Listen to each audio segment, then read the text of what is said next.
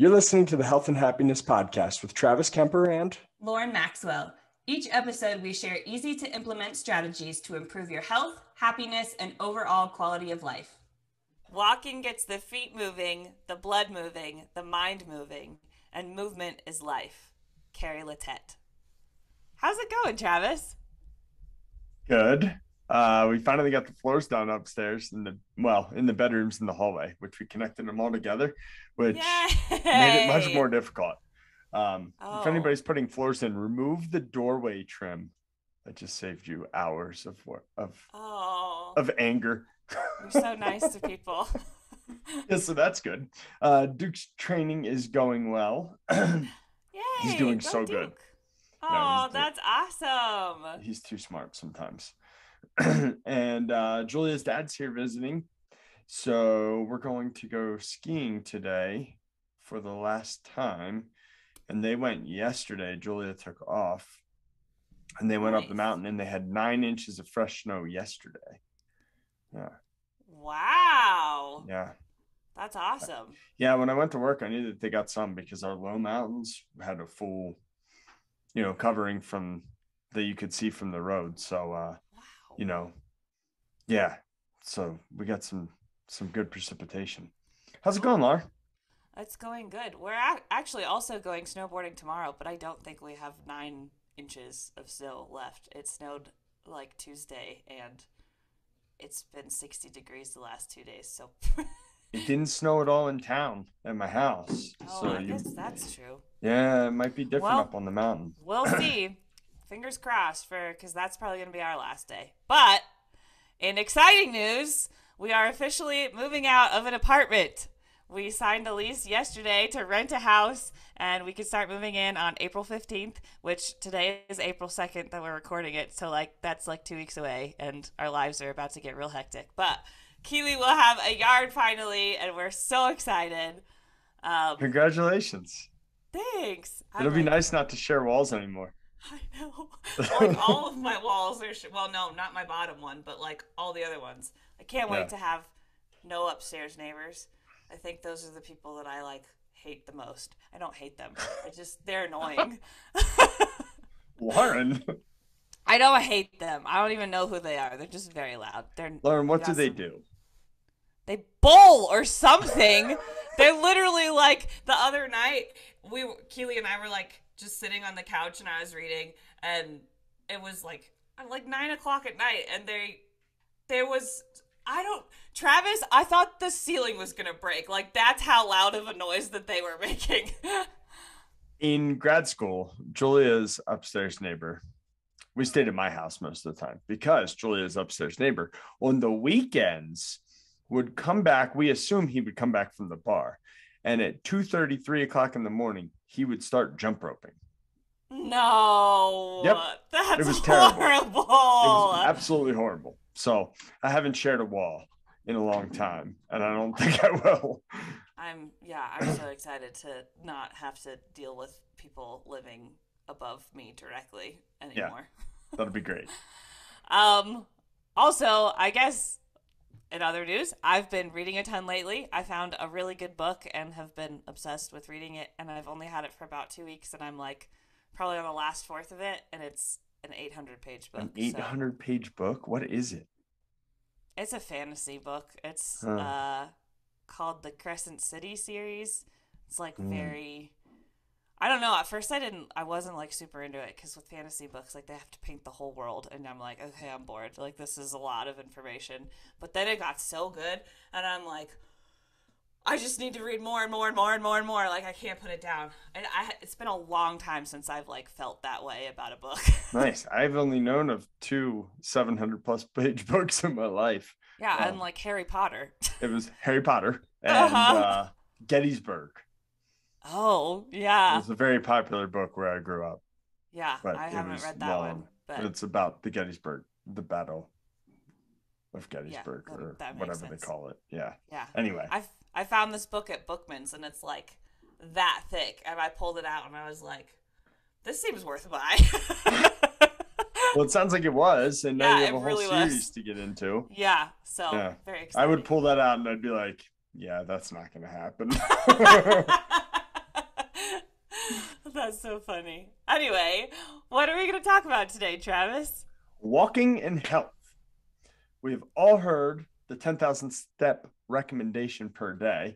It turns out that that was just a marketing ploy, very smart one, by a Japanese Yeah. pedometer maker decades ago. So Who today knew? we're going to see if there's any research to back up this claim. Yeah, who knew? So we found a actually 2022 meta-analysis from March, like literally like last month, with 15 studies involving nearly 50,000 people from 4 continents. And they found that adults younger than 60 saw the risk of premature death stabilize at about 8,000 to 10,000 steps per day. So it sounds like this marketing ploy was pretty accurate for adults younger than 60.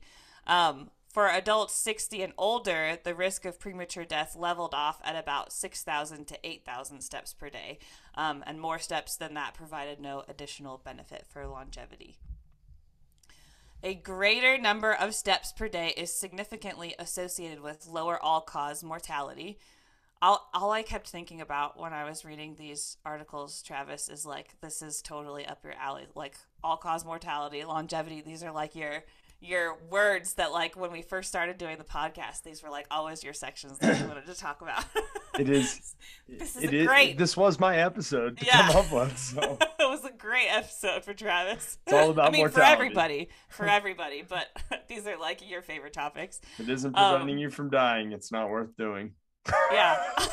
I mean, It's my new slogan. you should put that on a shirt, Travis.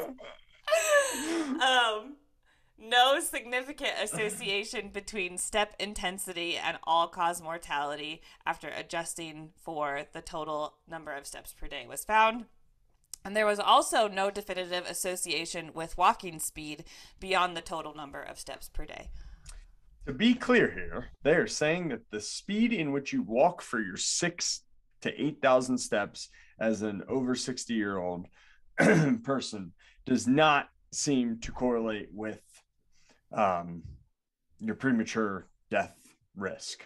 However, when looking at walking speed, there's substantial research that supports increased walking speed in life to increase your longevity. So much research that they're calling it the fifth vital sign now. In a lot of in a lot of studies in the medical community. So, walking speed, preoperative tug speed, which is a timed up and go. You stand up from a chair, walk out 10 feet, turn around, come back, walk back to the chair, sit down. And they time that whole period from when you stand up or when you start standing to when you finish sitting. And this is one that I use all the time because it's a good test to measure fall risk. If you're under 12 seconds, you're at a decreased fall risk. Over 12 seconds, you're at an increased fall risk. I need to start using it for this reason. I don't know where I would put this in my notes, but a tug score of 15 seconds or longer was associated with a significantly increased occurrence of one or more postoperative complications, 30-day readmission, and the need for discharge to institutional care facility, and 1 year mortality. So after you've had the surgery, if you cannot do that test, stand up, walk out 10 feet, turn around, come back, sit down, in less than 15 seconds, you are more likely to have a postoperative complication like an infection or something. This could lead to a 30-day readmission to the hospital. This is something they measure to see if hospitals, it goes into the hospital ratings to see if hospitals are discharging people too early. Need to go to another institutional care facility from the hospital, higher likelihood, and your likelihood of dying within 1 year of surgery is higher if you can't do that test in less than 15 seconds. So it is very important. Slower walking speed is closely related to decreased survival, poorer health, and reduced function. This has been shown in multiple studies. Studies have shown a consistent association between walking speed and mortality from all causes. Slow gait speed, walking speed, may be a predictor of mortality and cardiovascular disease in older adults. Basically, if you're watching two people walk and one of them walks slower than the other, significantly slower than the other, the person that is walking slower, especially if they're an older adult, is more likely to die sooner, which is a very morbid way of looking at it. But the research supports it. It makes me think about how slow that I walk compared to other people. Well, part of that is you have little tiny legs. Yes, that's true. And I mean, like, my tug score isn't. Yeah, I'm sure you're. Yeah, well, my tug score is fine. Seconds. I'm just slower than people with long legs. Yeah, most sure people have well longer legs than me. Yes. Anyway, a challenge for the week would be to get your steps in. Use your phone or pedometer to make sure you're getting the recommended steps in. Take a walk at lunchtime if you need to boost your step count. Getting a dog has really made my life really easy to get my steps in because Travis and I were talking about this. I don't have a yard yet. So I will lose my mind if I don't walk my dog because she has so much energy. So we go on lots of walks or very long walks every single day. And I can't make any excuses to not do it because she is so energetic. Yeah. Take a walk at lunchtime if you need to boost your step count. It's good for your health to take that break too. Yeah, but getting a dog does help, especially when sure does. I live in a house that technically has a yard, but my yard is a postage stamp with a 3-foot fence. And I have and I have a 65-pound athletic dog. Yes. He could very easily leap that fence and go kill whatever he wants to kill because they walk too close to his house. Oh, no. So, yeah, that does help a lot. Duke gets me a lot of extra steps. Yeah, Keely does too, especially in like weather that I wouldn't normally like walk in if I were being, lazy. Yeah, he still has to pee. Today. Yeah, Keely still has to pee. She still has to get energy out, and I'm not going to do it in a tiny little space indoors. Not going to happen. Well, I do that sometimes. I throw the ball up the stairs. Yeah, if we had stairs, I would do that too. Yeah, it's great. Do you have stairs in your new place? No, that's a You have a flat house in Flagstaff? A flat house in Flagstaff. That's weird, a flat house.